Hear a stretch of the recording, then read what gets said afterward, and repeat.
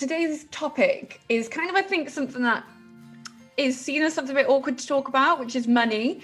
I know a lot of times, I don't know, there's a weird feeling about money. Like if you talk about it, you're kind of bragging, or which I think makes people not want to talk about the real issues about money, is the fact that a lot of people struggle with, you know, their finances. So we've all been to university, which I think is kind of one of the main reasons why a lot of young people have to open their eyes to finances. I know that I didn't really know how bills and stuff worked when I went to uni. So what was your experience like? I always joke that I don't know who the hell me and my best friend thought we were when we were at uni, right? We were going out 4 times a week, new outfit every time. We'd then have to like mooch on into Cardiff, maybe get a couple of coffees when we were out there. Oh, I'm not going to go out tonight. Should we just go out for food instead? Yeah. Where was I getting this money from? And then at the end of it, I was like, oh, hang on, I'm $2,500 in debt. Like, how has this happened? And you know, I feel like I look back and do you know what? I don't regret any of it, but I'm in a very fortunate position that I've been able to pay that debt off, you know, before interest was added. But it's dangerous because nobody told me that that was going to happen. Like nothing in school ever warned me about paying bills. Overdrafts create a lot of problems. Credit cards create a lot of problems. And I really fear this lack of education that we've got on budgeting and how to handle our money.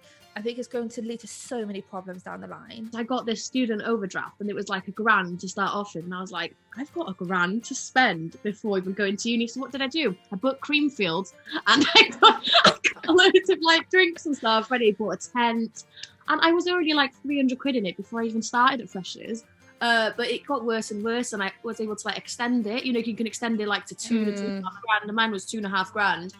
And yeah, it was so bad. Like I had 3 jobs as well. So I had 3 jobs for my degree, and still I managed to somehow get to like the bottom of that. So I left uni with like 4 or 5 grand of debt. I'm still paying it off now. Like I haven't paid it all off. I think it's quite dangerous kind of rhetoric that you go to uni. There's like Freshers Week where have this discount. Like they encourage spending, and actually it's like we haven't even been told what to do with this money, what we need to use it for, how we need to budget it. And then I know all of us has probably done it at Freshers Week. You spend it on clothes, spend it on going out, and then, you know, November hits and you're like, shit, waiting for that kind of next loan to drop. And that reality is something that I feel like we're definitely not prepared for or told about before you go. And I was literally like Mel as well. I was there like, you know, thinking I was kid in Paris, you know, spending loads. The amount of takeaways I would have within a week, I'm sure I spent about 500 quid a week. The pop-up of brands like Klarna, ClearPay, where you can pay up front or pay in 14 days or pay a bit now, and I use them every now and then. And I actually got a message the other day of Klarna, you've got this payment coming out, this payment, and these are like months ago, and I thought, oh god, like I did actually forget about them. Klarna. I actually love it, but I also hate it at the same time. This is literally now. This is not an old. I have a Klarna problem, okay? I love it, but Jesus Christ, is it bad? You don't think, do you? You don't think about like, you just, I'm not paying for it now, it's fine, put it on the Klarna. And then it comes to it and you're like, got 8 things to pay for. And then you're like, oh, I'll pay it off. And you got 300 quid out your account on payday. Like, oh, whoops, I didn't budget for this. For me, like getting one of the, I'm not going to name who they are, but one of the competitor banks, which is a purely online, it makes a little noise every time some money leaves my bank account, has been the best thing for me with budgeting, because it's made me realise when the money leaves, it is going out. And I know that sounds like so stupid, but that little trigger, and also the layout of it is so clear. It's so instant as well. Like I had one of the more traditional banks. Well, I'm still with the traditional bank as well. I've got 2 accounts, but with that one, there was a few days delay. So I'd spend something and then it wouldn't show up for a couple of days. Whereas this one is so instant, you can physically see the difference. And to me, that's made a huge difference. And I'm now, in the first time in my adult life, in a position where I can start saving. I know what you mean about like apps and stuff, when you have instant like notifications, and when you get like, oh, you can set budgets, like those kind of things. Why wasn't this always the situation? It's mad, isn't it? And with the bank that I've got, I know on the mobile app, they give you like a sort of like, it like calculates, like it looks like the direct debit, it looks about how you usually spend, and it'll like add it all up and say like, okay, in a week's time, this is how much you will have, so just have a think about it. And it'll give you tips as well. I just think, oh, like you said, I would love to have that like 2 years ago when I was buying like 500 quid's worth of takeaway on the weekend, you know? From early on, I've been sort of in freelancey type of world where I've had to ask for money, and for so long I wouldn't do it, you know, and I'd be waiting months and months because, you know, unfortunately companies do just take the mick, and especially out of young people and especially out of young women. So I would wait months and months to not be paid, and I'd be like, guys, you know, I'm relying on this to pay my bills and to pay my rent. And I think that has forced me into being a bit more open about money and just being like, right, what am I going to be paid? Is there a fee for this?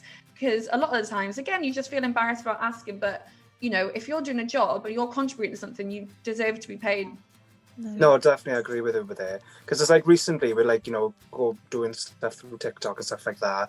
I'll do stuff for like brands or like companies. And it's like, at first I was like, if they were going to pay me for it, I wouldn't chase them up or anything. I'll just let them do it in their own time. Because it's like, I'm grateful for the opportunity that they've given me.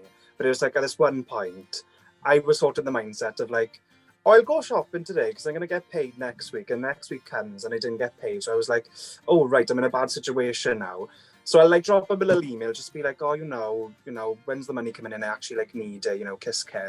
But then after times when it gets to that point where it's like, right, I need my money now, I'll put my foot down and just be like, right, I'm in this situation now. You put me in this situation. Where is my money? You know? For me personally, it really took a mental toll on my mental health to be chasing up all the time because, you know, one, you feel embarrassed. You feel like you're begging for money that you've already worked for. You've already, you know, done the work for. And to chase it, to not know when that's coming in, to be worrying about when you can pay your bills, to be worrying about, you know, when your next job is, if they're going to hire you again. So you don't want to keep chasing and annoy them.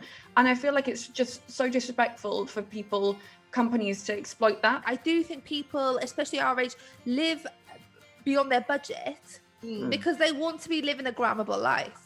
You know, and I think that is such a new pressure that like my parents can't understand. They're like, why are you taking a photo of this for? I think now people are living beyond their means to look like they're living their best lives online. Like you can see girls doing photo shoots in fake aeroplanes to make it look like they've taken a private jet somewhere, you know? And that I think is a real risk now, the way you've like this Insta versus reality. We need to see a bit more of the reality, otherwise people are going to be in debt. Money has always been something we don't want to talk about, we're told not to talk about, to be embarrassed about, but actually it is the one thing that we should be open about and share, because it is something that makes the world go round. You know, we need to pay our rent, we need to pay our mortgage, we need to pay our bills, or else we'll be, you know, in a really tricky situation that'll have a detrimental effect on our mental health. So yeah, definitely I would say if we were gonna, I feel like this is all of us to go, it's just to talk about it and open up to your friends and family. But also, you know, there's a lot of free advice out there, there's money advisors, there's free schemes out there as well that can help you and kind of budget for you and, you know, point you in the direction of help that you can get and benefits and things like that. So I think just feeling comfortable enough to talk about it and that you shouldn't be ashamed of, you know, your situation is definitely a step in the right direction.